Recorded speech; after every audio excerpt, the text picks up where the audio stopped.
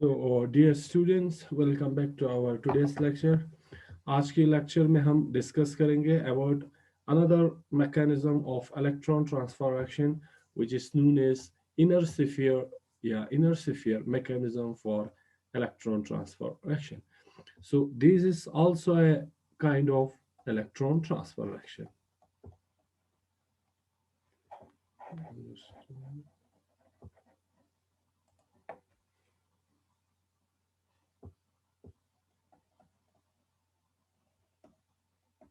So this is another kind of electron transformation. So let's see what is this inner sphere mechanism of electron transfer. So I have written the definition of this electron transfer by inner sphere mechanism, or what are the important features of this inner sphere mechanism. So these are the electron transfer reactions in which concomitant electron this transfer and ligand occurs. So अब यहाँ पे क्या हो रहा है कि electron transfer reaction हो रहे हैं, लेकिन यहाँ पे दोनों एक साथ, एक तो इलेक्ट्रॉन ट्रांसफर हो रहे हैं और उसके साथ लीगेंड ट्रांसफर भी हो रहे हैं। तो as compare to the outer sphere mechanism, जहां पे हमने देखा था कि वहां पे सिर्फ आपका इलेक्ट्रॉन ही ट्रांसफर हो रहे थे, वो भी outer, without interacting between the oxidant and the reductant, electron transfer can take place. However, in the inner sphere mechanism, there is concomitant electron transfer as well as ligand transfer take place. So in this type of reaction, electron transfer can take place along with some ligands also. So in such reaction, an intimate contact between oxidant and reductant. So there should be a connection between the oxidant and reductant is required, which is not required in case of outer sphere mechanism. This requirement is fulfilled when a Bridget activated complex is formed as a result of an intimate attachment between the oxidant and reductants. So when the oxidant and reductants come together, so when there is an interaction between the oxidant and reductant, there is a formation of bridged complex, which is known as bridge activated complex. And this is the first step where the actual interaction between the oxidant and reductant occurs.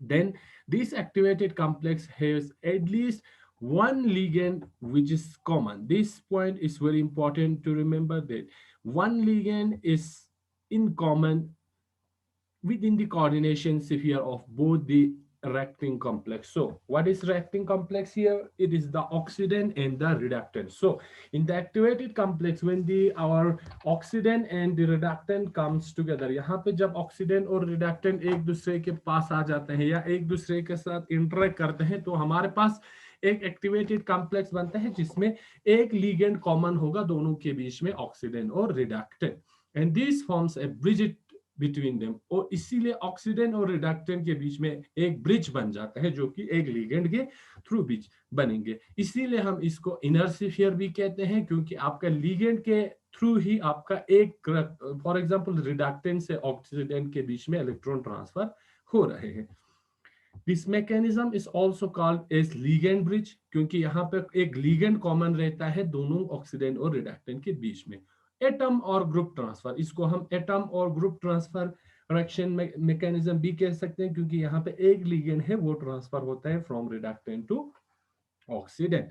और bridge activated complex, क्योंकि यहाँ पे जो पहला step है वो bridging है between oxidant and reductant, और हमारे पास एक एक्टिवेटेड कॉम्प्लेक्स बन जाते हैं, इसीलिए हम इनको लिगेंड ब्रिजिड भी कहते हैं, एटम और ग्रुप ट्रांसफर भी कहते हैं, और ब्रिजिड एक्टिवेटेड कॉम्प्लेक्स भी कहते हैं।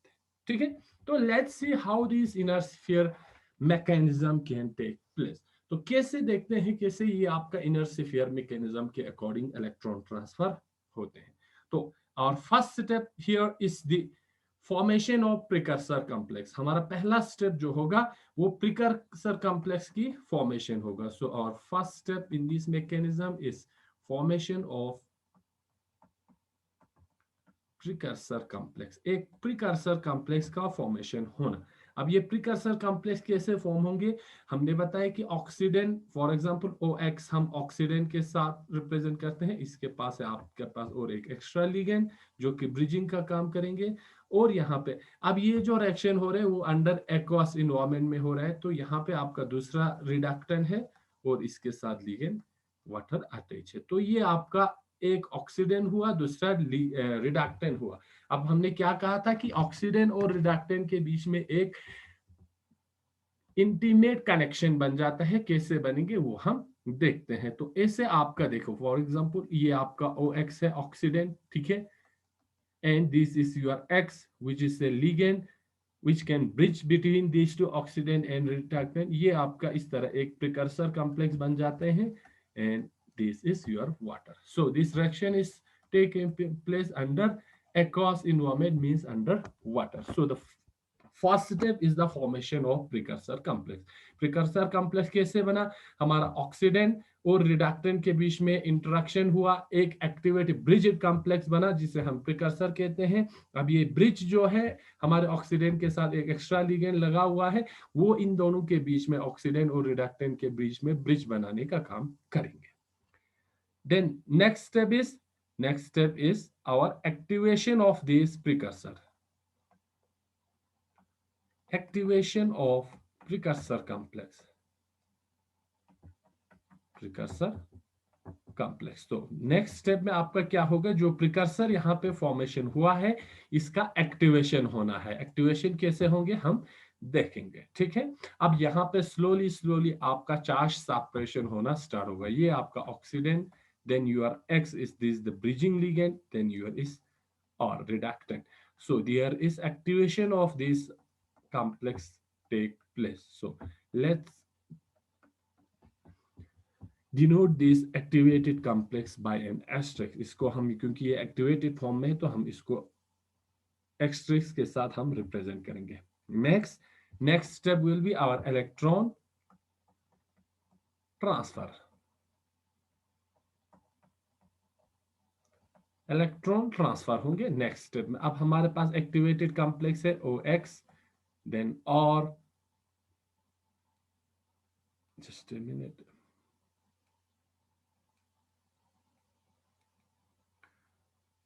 So this is our bridging ligand X and this is our R।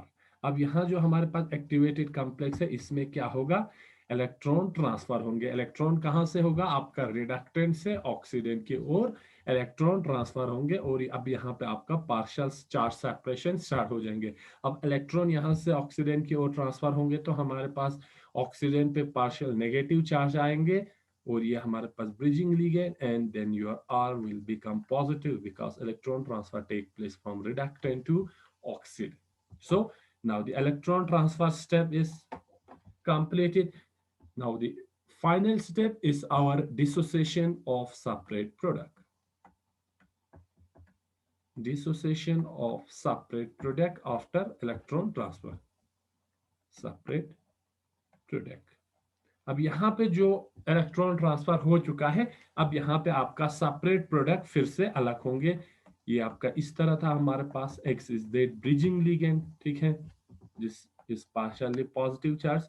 अब अंडर एक्वस एनवायरनमेंट आपका वापस ये कॉम्प्लेक्स इस तरह फॉर्मेशन होंगे, H2O ligand minus plus R X, ठीक है। अब यहाँ पे देखो क्या हो रहा है, पहला था कि हमारे पास एक ऑक्सीडेंट था, इसके पास एक लिगेंड था X along with this ligand which will form bridge between these two oxidant and reductant। Reductant के पास हमारा वाटर ऐसे लिगेंड। अब यहाँ पे पहले स्टेप में हमारा प्रिकर्सर फॉर्म हुआ, X is that bridging ligand. ये X का क्या काम है, वो ब्रिज बनाना है बिटवीन ऑक्सीडेंट एंड रिडक्टेंट, इसीलिए हम इन रिएक्शंस को ब्रिज रिएक्शंस भी कहते हैं, लिगेंड ब्रिज, क्योंकि ये लिगेंड ब्रिज बना रहे हैं। यहाँ पे आपका प्रिकर्सर फॉर्म हुआ, then activation of this precursor take place, then in the next step electron transfer take place from reductant to oxidant, and in the final step our reductant and oxidant get separated। And here we can see that in the first step our X, this labile ligand, X, this bridging ligand is present along with this oxidant। So in the final step this X is transferred from to oxidant to reductant। So this reaction is also known as atom transfer or ligand transfer, because the ligand is transferred from oxidant to reductant. So इसलिए इसको हम atom transfer या group transfer reactions भी कहते हैं. Electron transfer reaction कहेंगे क्योंकि electron transfer हो रहा है. इनर स्फीयर क्यों कहा? क्योंकि with the help of a Bridget ligand, these electron transfer take place within this coordination sphere. So because of that, this type of electron transfer reaction is known as transfer of electron by inner sphere mechanism. ठीक. Now, अगर हम rate देखें तो rate कैसे निकालेंगे? The rate law for the overall reaction का अगर हम रेट देखें तो क्या होगा? ये हमारे पास ऑक्सीडेंट था which is with X, this is R reductant. So in this is K1 in the first step, this intermediate या precursor complex formation take place, and then our this is K2 also because it is reversible reaction. Then K3 in the final step, these two get separated.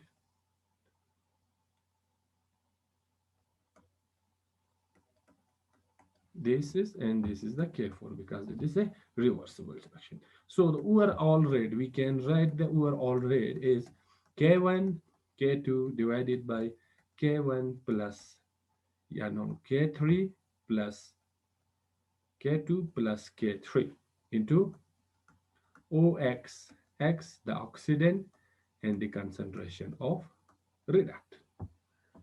ठीक है, तो overall rate इस reaction का हम ऐसे लिख सकते हैं, वेयर दिस K3 हमारे पास क्या है? इस ओवरऑल रेट कांस्टेंट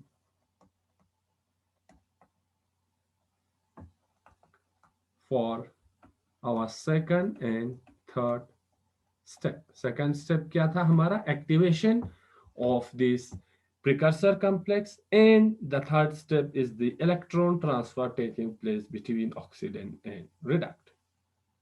ठीक, तो ये हमारे पास ओवरऑल रेट लॉ का इक्वेशन आता है in case of inner sphere mechanism. Now here are some conditions. If our K3 is greater than K2, अगर हमारे K3 जो है ग्रेटर होंगे K2 से, तो क्या होगा? Then in this case our rate determining step is the formation of precursor complex.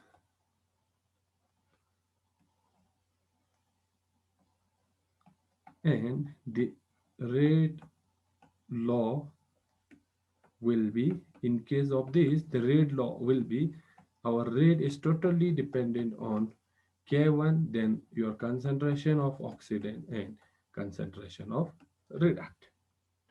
When our K3 is, this is much greater than our K2. दूसरा कंडीशन, अब अगर हमारा K2 जो है much greater than K3 होगा, तो rate determining step कौन सा होगा? Then in this case our rate determining step will be rearrangement and electron transfer within the intermediate. आपकी जो इंटरमीडिएट प्रिकर्सर कॉम्प्लेक्स बना था वो आपका क्या होगा?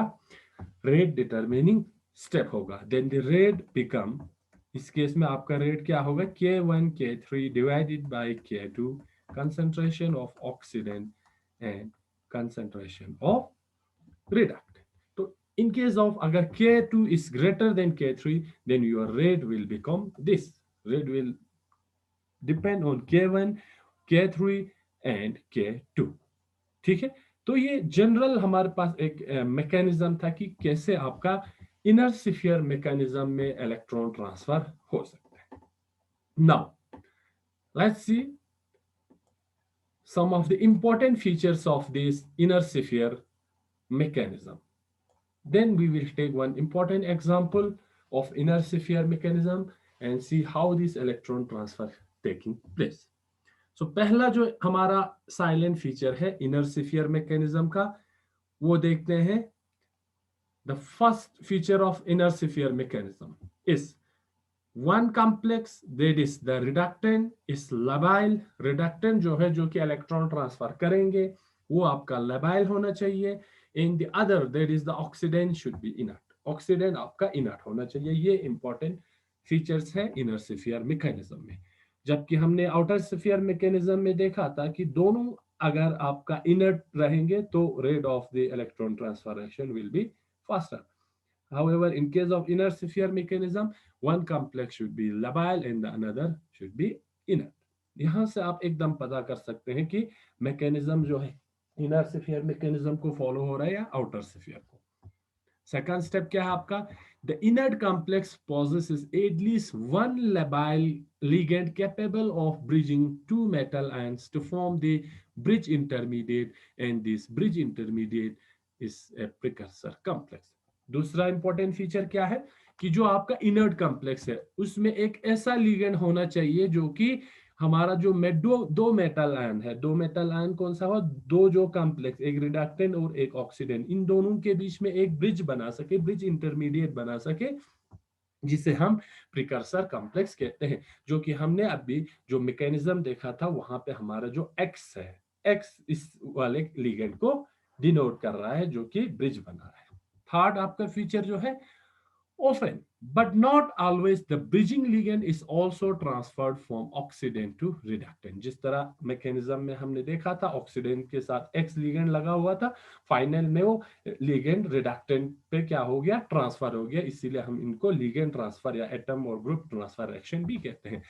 हमेशा बट नॉट जरूरी ये नहीं है कि आपका लिगेंड जो है ब्रिजिंग लिगेंड ट्रांसफर होंगे फ्रॉम ऑक्सीडेंट टू रिडक्टेंट. ठीक, बट ये जरूरी नहीं है हर बार होना. The transfer of this bridging ligand depends upon the relative stability of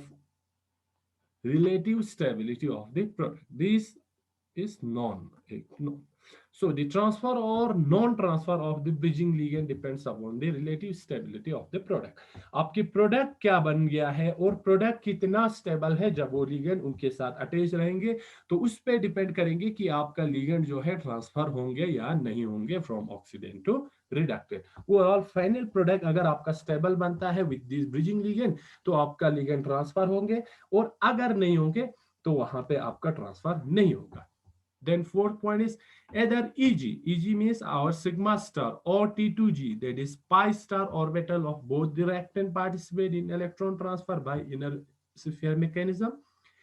दोनों आपका T2G set of orbitals और EG set of orbitals आपकी inner sphere mechanism के अकॉर्डिंग इलेक्ट्रॉन ट्रांसफर में पार्टिसिपेट करते हैं. इन जनरल ये कौन सा होगा? These are homo of the reductant and LUMO of the oxidant. These highest occupied molecular orbital reductant के होंगे, lowest unoccupied molecular orbital oxidant के. क्यों highest occupied से आपका lowest occupied में आपका इलेक्ट्रॉन ट्रांसफर होंगे from reductant to oxidant. Then the next point is inner sphere electron transfer reaction are faster. Important point. Then similar reaction occurring through outer sphere mechanism. For example अगर आपके पास दो ऐसे complex हैं, for example हम कहें कि cobalt के complex हैं, तो कोबाल्ट के कॉम्प्लेक्स इनर स्फीयर मैकेनिज्म के अकॉर्डिंग फास्टर इलेक्ट्रॉन ट्रांसफर दिखाएंगे देन आउटर स्फीयर मैकेनिज्म. ये हम बात कर रहे हैं सिमिलर रिएक्शंस की, ठीक है, सिमिलर मेटल आयंस की. तो इनर स्फीयर मैकेनिज्म के अकॉर्डिंग फास्टर इलेक्ट्रॉन ट्रांसफर होंगे देन आउटर स्फीयर मैकेनिज्म. क्यों? क्योंकि हमें पता है कि यहाँ पे फैसिलिटेट करने के लिए इलेक्ट्रॉन को यहाँ पे ब्रिजिंग लिगेंड प्रेजेंट है जिसके अकॉर्डिंग इजीली इलेक्ट्रॉन ट्रांसफर हो सकते हैं from reductant to oxidant. Now the sixth point is the rate of electron transfer increasing in the bridging ligand possesses unsaturation or extended conjugation. यहाँ पे जो आपका bridging ligand अगर आपके पास जो है वो अगर अनसैचुरेटेड है, अनसैचुरेटेड में जहां पे आपके पास पाई बॉन्ड होंगे, तो उस केस में आपका इलेक्ट्रॉन ट्रांसफर ज्यादा होगा. For example we have two complex, ये आपका मेटल आयन है H2O6 है, ठीक है, N प्लस है, इसको 5 मानते हैं, इसको X मानते हैं, प्लस आपका ये दूसरे मेटल आयन के साथ रिएक्शन दिखा रहा है, this is also H2O6 N plus, ठीक है। अब यहाँ पे यार ये दो जब रिएक्शन बनाएंगे तो आपका ऐसा कुछ बनेंगे H2O5 X and then this M and here is also H2O6. So this is bridging.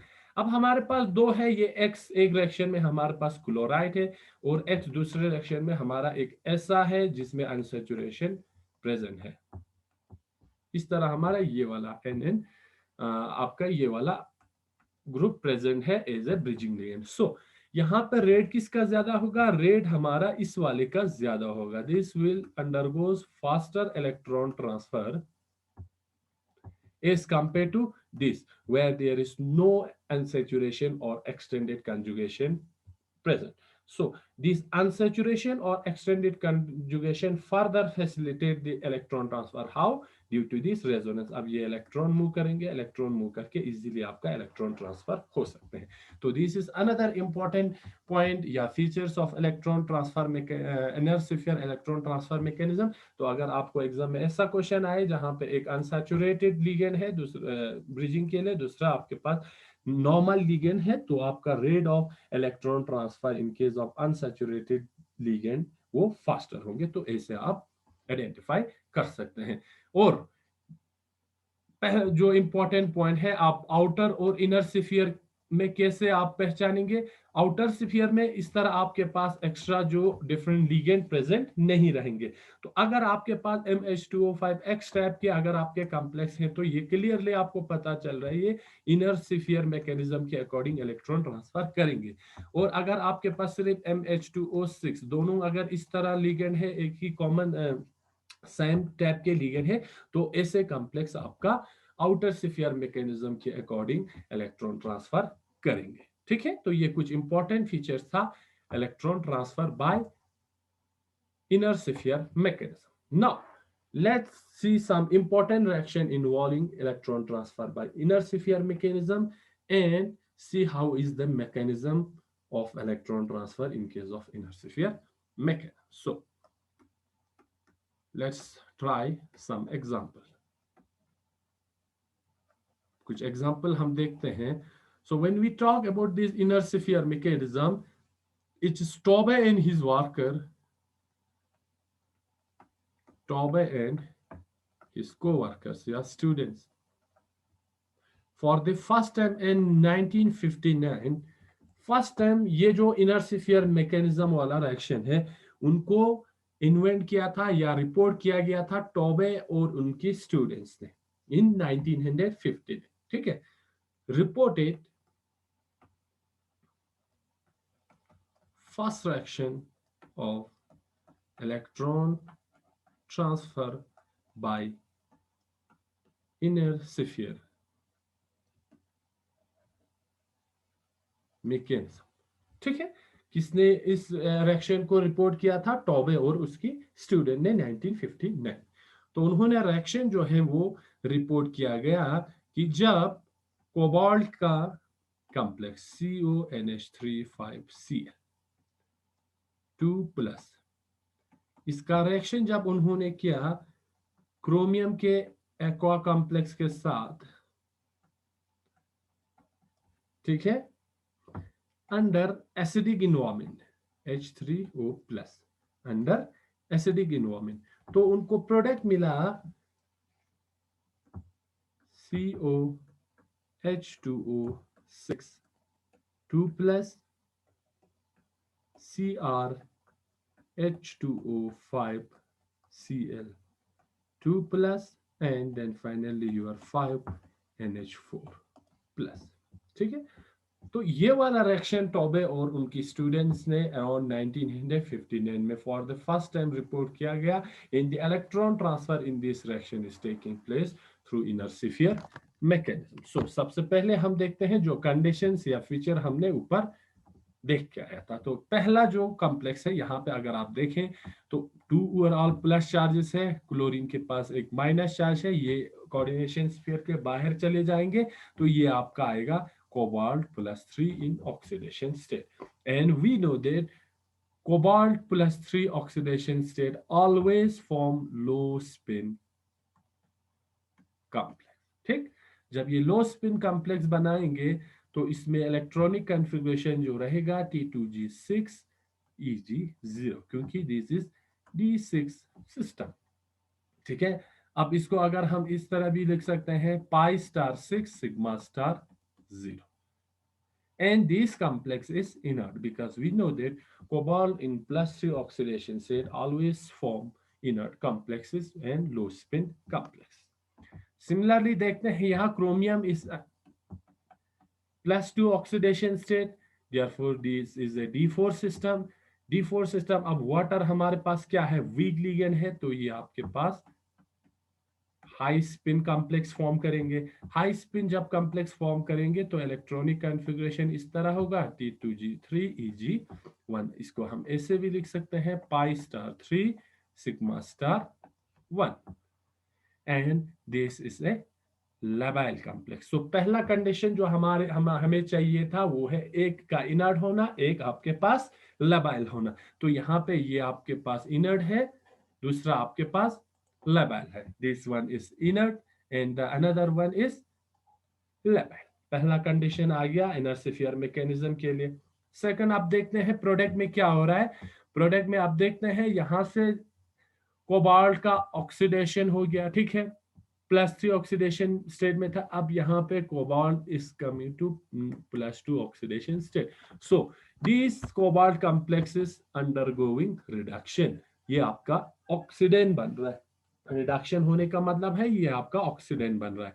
Now यहाँ पे कोबाल्ट +2 ऑक्सीडेशन स्टेट में है, तो ये आपका हाई स्पिन कॉम्प्लेक्स बनेंगे, ठीक है, ये आपका D7 सिस्टम बन गया। जब हाई कॉम्प्लेक्स बनेंगे, this will become T2G5 EG2. So we can also rate as pi star 5 sigma star 2.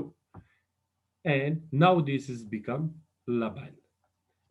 Initially ये था आपका इनर्ट, नाउ ये लाबाइल बन गया है। सिमिलरली देखते हैं क्रोमियम में क्या हो रहा है।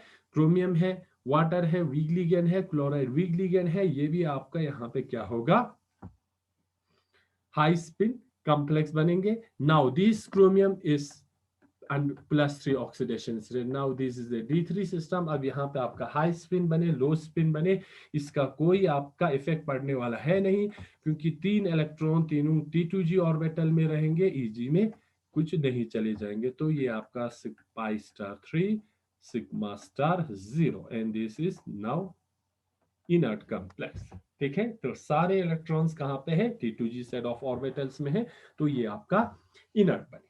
ठीक, अब यहां पे अगर देखें इनमें क्या हो रहा है, ऑल रिएक्शंस को अगर आप केयरफुली देखें तो इसमें हो रहा है कि आपका your cobalt which is in +3 oxidation state get reduce to +2 oxidation state. यहां पे +3 में था, रिड्यूस होके +2 में चला गया। ठीक है, किसने रिडक्शन किया, क्रोमियम ने। Reduce it by chromium +2 and chromium itself oxidize it to chromium 3+। यहाँ पे आपका +2 में था, प्रोडक्ट में आपके पास +3 में चला गया। So we can say in this reaction this cobalt 3 is reduced by this chromium +2 to cobalt 2nd, and chromium 2 itself get oxidized to chromium 3, and the bridging ligand जो हमारे पास ब्रिजिंग लिगेंड इज क्लोराइड। हमारे पास bridging ligand क्या था, chloride है, जो कि इसमें कोबाल्ट थर्ड वाले कॉम्प्लेक्स में प्रेजेंट है। तो जो कंडीशन हमें चाहिए था, एक का इनर्ट, दोनों एक इनर्ट होना, दूसरा लेबाइल होना। इनर्ट के पास आपके पास ऐसा कोई लिगेंड आना जो कि यहाँ पे क्लोराइड प्रेजेंट है, जो कि आपकी इलेक्ट्रॉन ट्रांसफर में या ओवरऑल रिएक्शन मैकेनिज्म में आपको सपोर्ट करे। ठीक, अब हम देखते हैं इसका मैकेनिज्म, कैसे आपका ये वाला इलेक्ट्रॉन ट्रांसफर होते हैं। Let's see the mechanism of this reaction.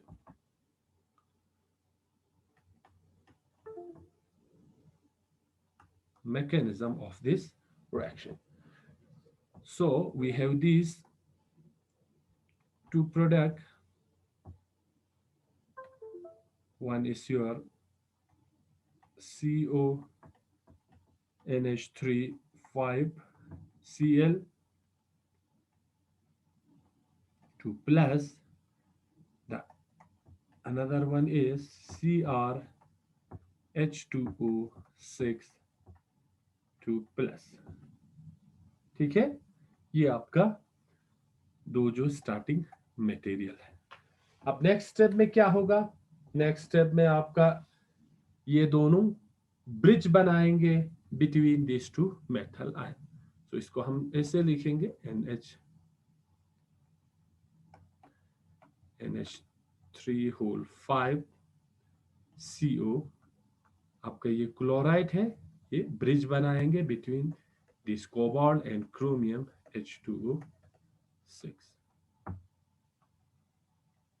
Overall charge will be your 4+। ठीक है, अब यहां पे हमने कहा है कि ये कोबाल्ट का हमारा ऑक्सीडेशन हो रहा है, रिडक्शन हो रहा है बाय दिस क्रोमियम। सो आपका इलेक्ट्रॉन ट्रांसफर ऐसे होंगे, क्रोमियम से इलेक्ट्रॉन ट्रांसफर स्टार्ट होंगे क्लोराइड में, फिर यहां क्लोराइड से होते हुए ये इलेक्ट्रॉन ट्रांसफर होंगे आपके कोबाल्ट में। ठीक है, और ये हमारे पास है एक्टिवेटेड ब्रिज इंटरमीडिएट। क्या है ये? हमारे पास जो एक्टिवेटेड कॉम्प्लेक्स बनता है जो कि ब्रिजिंग है by this chloride ion.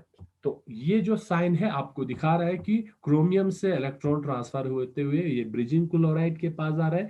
Further bridging chloride से इलेक्ट्रॉन चले जाते हैं कोबाल्ट के पास, जहां पे इसकी रिडक्शन हो जाता है। नेक्स्ट स्टेप क्या है आपका? Electron transfer. इलेक्ट्रॉन ट्रांसफर होना, जब इलेक्ट्रॉन ट्रांसफर होंगे तो आपके ये जो कॉम्प्लेक्स बनेंगे NH3 then CO, and this is chloride minus, then here is chromium 2 plus, this is also 2 plus, then your H2O whole 6, and the overall charge on this complex is 4। ठीक, अब यहाँ पे आहिस्ता आहिस्ता चार्ज सेपरेशन होना start होंगे, and this chromium will now become +3। Electron transfer हुआ आपका chromium से cobalt, यहाँ पे कोबाल्ट +3 में था, ठीक है, यहाँ पे +2 में था। अब इलेक्ट्रॉन जब ट्रांसफर होंगे, this cobalt will become +2 and this chromium will become +3। यहाँ पे इलेक्ट्रॉन ट्रांसफर हो गया है। नेक्स्ट में क्या होगा? अब यहाँ पे ये आपका इलेक्ट्रॉन ट्रांसफर हो गया। इलेक्ट्रॉन ट्रांसफर होने के बाद आपका सेपरेशन होगा ऑफ दिस लिगेंड। सेपरेशन जब होंगे तो यहाँ पे आपके पास ये जो क्लोराइड है अब ट्रांसफर होके क्रोमियम वाले कॉम्प्लेक्स में चले जाएंगे, तो आपका एक प्रोडक्ट ये बनेगा CrH2O6Cl 2 plus, because this chloride will get here, so this chromium will become 3 plus. So overall oxidation of this chromium is +3.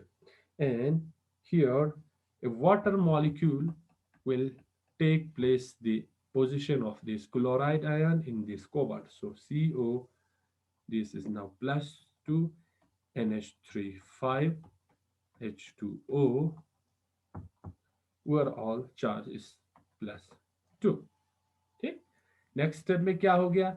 अब यहाँ पे क्योंकि अंडर एक्वस एनवायरनमेंट ये रिएक्शन हो रहा है, ये जो एमीन है इनको रिप्लेस करेंगे 5, या हम एसिडिक एनवायरनमेंट में ये रिएक्शन हो रहा है H3O, ये रिप्लेस करेंगे एमीन को, और फाइनल आपके पास जो प्रोडक्ट बनेगा CO+2 H2O6 +2 plus 5NH4 plus। ठीक, तो यहाँ पे आप देखेंगे कोबाल्ट का ऑक्सीडेशन स्टेट है +2 because this water is a neutral ligand.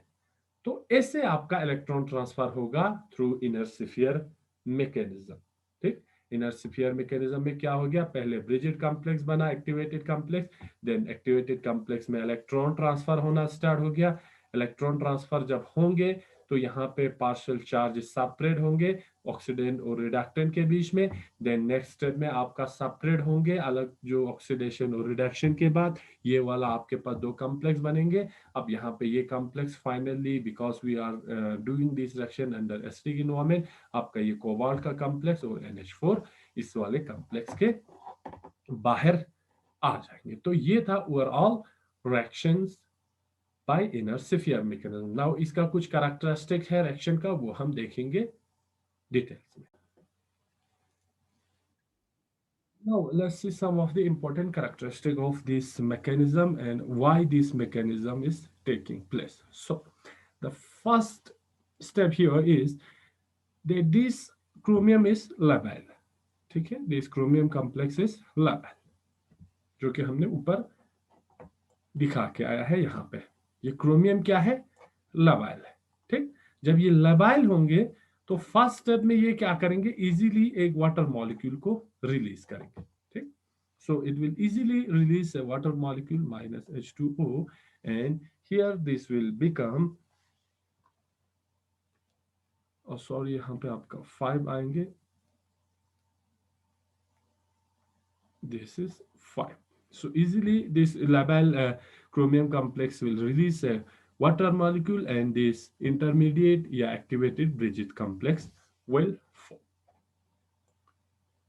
Let's see.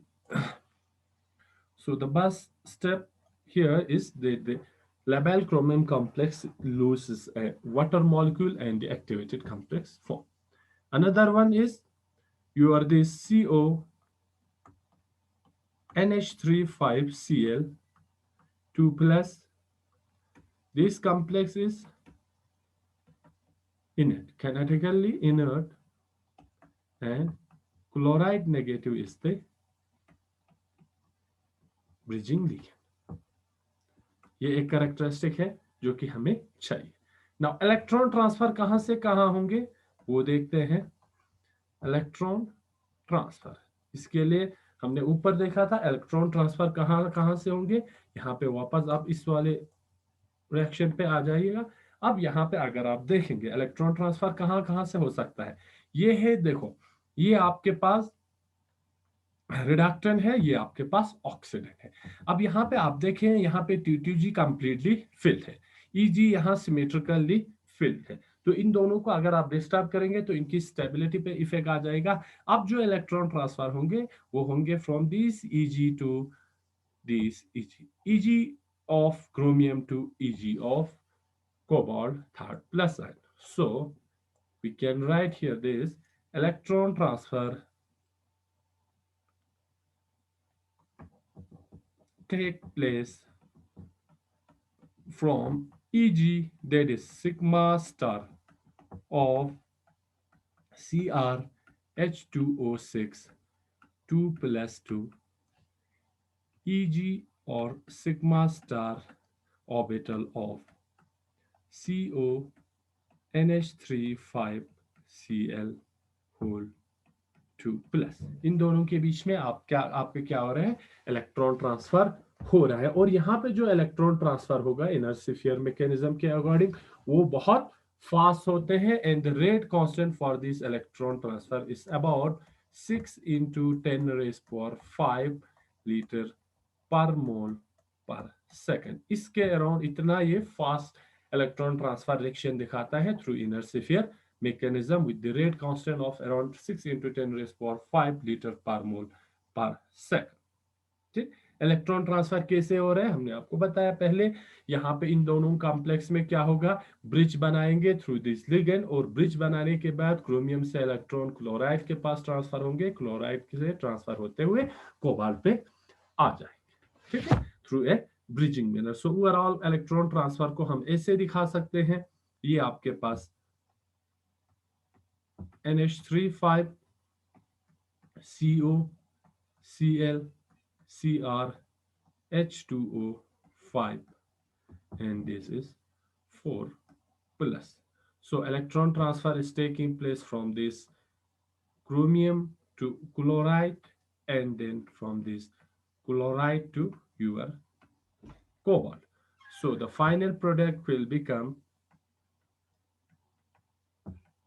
NH3 5 CO2 plus Cl Cr 3 plus 3 H2O 5 and then is 4 plus. इससे आपका इलेक्ट्रॉन ट्रांसफर हो रहे हैं और आपका प्रोडक्ट बन रहा है। नाउ यहाँ पे ये आपके पास इनर्ट था, ये लेबाइल था। अब प्रोडक्ट में ये आपका कोबाल्ट वाला लेबाइल बन रहे हैं और क्रोमियम आपका इनर्ट कॉम्प्लेक्स बन रहा है। ठीक है। Now here now this cobalt plus 2 become labile and this chromium plus 3 is inert. So the bridge, this intermediate will dissociate in such a way that the chlorine atoms remain with these chromium complexes. So when here dissociation occurs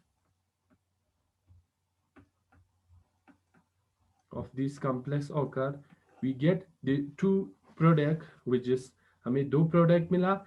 एक हमारे पास ये था chromium का CrH2O5Cl2 plus and here CONH3 5 2 plus. So this will further undergo hydrolysis and we get this H2 aqua complex of this cobalt 2 plus. ये आपका overall reaction हो गया inner sphere mechanism के थ्रू। नाउ लेट्स सी कि यहाँ पे आप important point आपको जो ध्यान में रखना है, या ये क्वेश्चन आप अराइज हो सकते हैं कि हमें कैसे पता है कि यहाँ पे ये जो क्लोराइड है, क्लोराइड जो हमारे क्रोमियम कॉम्प्लेक्स में लास्ट स्टेप में आ जाता है, वो कौन सा क्लोराइड है?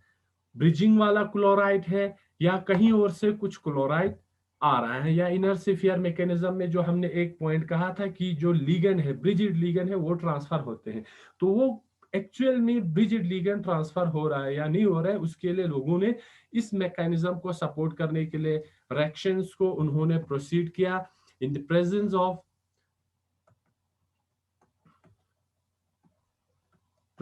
Of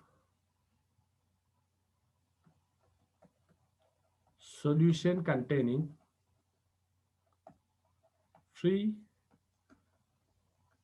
isotopic chlorine which is chloride 36। ठीक है। तो जब उन्होंने ये वाला रिएक्शन परफॉर्म किया ऐसे सॉल्यूशन में जिसमें आपका क्लोराइड है, आइसोटॉपिक सब्स्टिट्यूटेड क्लोराइड है, तो इनमें से आपको कोई भी none of this labeled ions are found in the product। ठीक है। जब उन्होंने सॉल्यूशन को ही, रिएक्शन मीडियम को ही आइसोटॉपिक क्लोरीन्स के साथ सॉल्यूशन को कंटामिनेट किया और वहां पर रिएक्शन किया, तो उनकी प्रोडक्ट में कोई ऐसा आइसोटॉपिक लेवलेट क्लोरीन नहीं मिला। तो एक एविडेंस यहां से ये पता चलता है कि सॉल्यूशन में जो क्लोरीन एटम है उसका प्रोडक्ट पे कोई इफेक्ट नहीं पड़ रहा है। सेकंड, उन्होंने क्या किया कि जो आपका ब्रिज क्लोराइड है, ठीक है, this bridging chloride gets replaced by isotopically substituted this chloride ion. So in this reaction, the product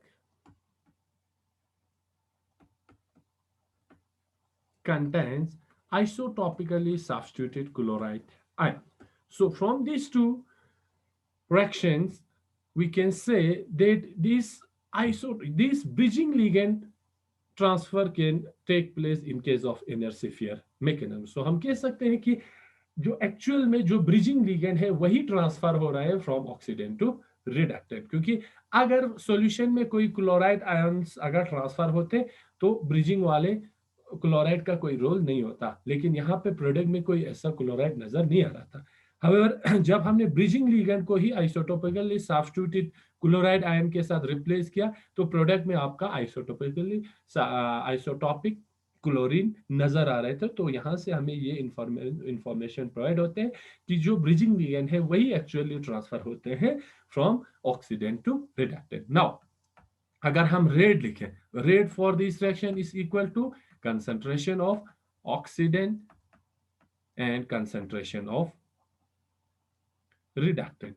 Now in this case, our oxidant is CONH3 5Cl and reductant is CrH2O6 2 plus. So from this we can see that the rate is dependent on the concentration of both these two reactant, that is oxidant and reductant. So here the K is second order rate constant. So क्या हमारे पास क्या है, second order rate constant है, क्योंकि rate of the reaction depends on both the concentration of the reactant and the oxidant, oxidant और reductant.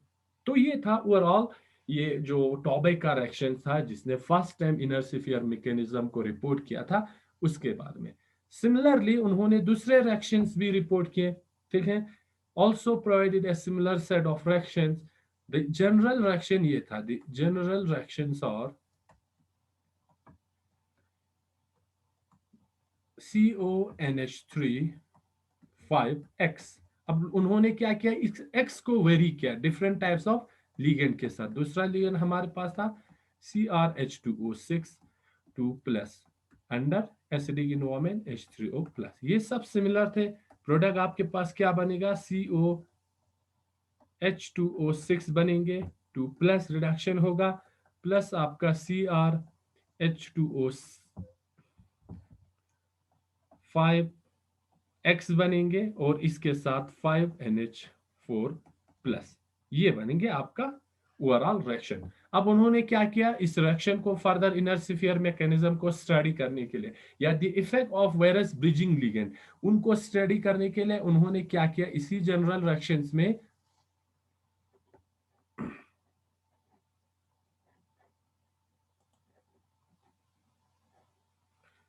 इसी reaction में उन्होंने क्या कर दिया, इस X को वेरी किया, ठीक है. X which is the bridging ligand, effect of this bridging ligand को उन्होंने क्या किया, and this X is fluoride, chloride था हमारे पास, bromide and this iodide, then isothiocyanate, then nitride and sulfide SO4 2 minus, then your PO4 3 minus and then azide N3 minus N2 extra.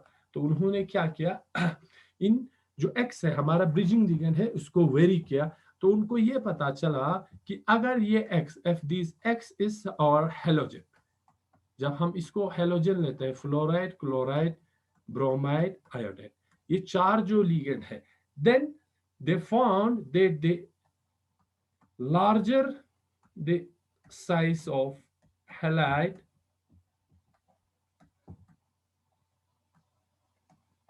the faster is the rate of electron transfer. तो इसको आपको ध्यान में रखना है कि अगर आपको एग्जाम में अगर ये पूछा जाए कि कुछ चार ये जो हैलाइड्स है वो दे दिया जाए एक्स की जगह और आपसे पूछा जाए कि इनमें इलेक्ट्रॉन ट्रांसफर का रेट है किस में फास्टर होंगे, तो यहाँ पे ये है कि larger the size of the halide, जैसे जैसे हैलाइड का साइज बढ़ता जाएगा उतना इलेक्ट्रॉन का ट्रांसफर का रेट भी फास्टर होता जाएगा. अब ये क्यों, क्योंकि जैसे जैसे साइज इंक्रीज होंगे, जैसे जैसे लार्जर द साइज, जैसे जैसे आपका साइज बढ़ता जाएगा, आपका पोलराइजेबिलिटी ऑफ दिस हैलाइड है वो इंक्रीज होगा. Polarisability of this halide increases, overall polarisability of this increases होंगे. अब जैसे जैसे पोलराइजेबिलिटी बढ़ता जाएगा,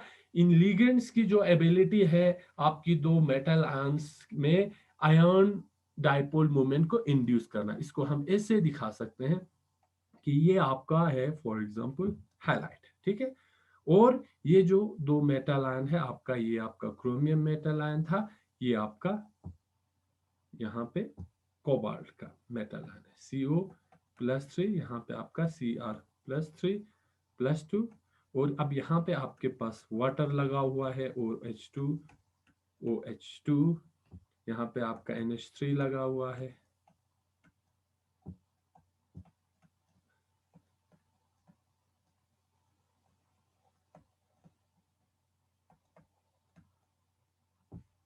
यहाँ पे फर्दर आपका वाटर लगा हुआ है, ठीक है। इससे आपका ये ब्रिज बनाता है। अब क्या होगा, जैसे जैसे ये size of this halide ion increases, इसका साइज जितना ज्यादा इंक्रीज होता जाएगा उतना इसकी पोलराइजेबिलिटी बढ़ता जाएगा। जब पोलराइजेबिलिटी बढ़ेंगे तो इन दोनों में आयन को इंड्यूस करना, ठीक है, induce dipole movement, induce dipole movement को क्रिएट करने की एबिलिटी इस हाइलाइट की बढ़ता जाएगा। तो जितना आयन डाइपोल इंड्यूस करने की एबिलिटी बढ़ता जाएगा उतना ये इन दो मेटल्स आयन को क्या करेंगे, पोलराइज करेंगे। पोलराइज जब करेंगे तो वो क्या करेगा, वो यहां से क्रोमियम से आयन को उठाएंगे, ठीक है, इसको इलेक्ट्रॉन को इजीली उठाएंगे, इजीली उठा के कोबाल्ट तक इस इलेक्ट्रॉन को ट्रांसफर कर देंगे, ठीक है। तो ओवरऑल किस पे डिपेंड करते हैं, polarisability of this halide ion.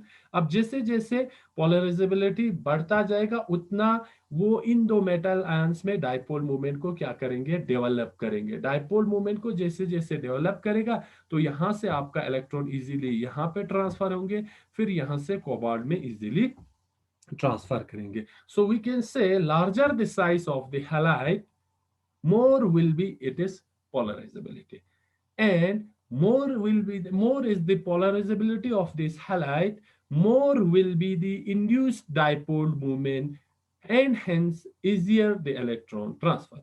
Therefore, the rate of electron transfer in these four halogens follow the order. सबसे कम होंगे आपके फ्लोराइड में, देन क्लोराइड में, देन ब्रोमाइड में, एंड सबसे फास्टर होगा आपका आयोडाइड में, क्योंकि सबसे ज्यादा जो साइज बड़ा है आपकी आयोडाइड का है, ठीक है। तो हम इसको इससे लिख सकते हैं यहां पे, larger the size of halide, ठीक है, more will be its polarizability, more will be its polarizability, क्या होगा, more will be induced dipole, and therefore hence easier be the electron transfer. तो इजीली यहां पे क्या होगा, आपका इलेक्ट्रॉन ट्रांसफर होंगे, ठीक है। तो ये पॉइंट आपको ध्यान में रखना है, एंड ओवरऑल आपका electron transfer will be more easily take place from our reductant to our oxygen metal, ठीक है। तो ये था आपका all about inner sphere mechanism electron transfer. Thank you.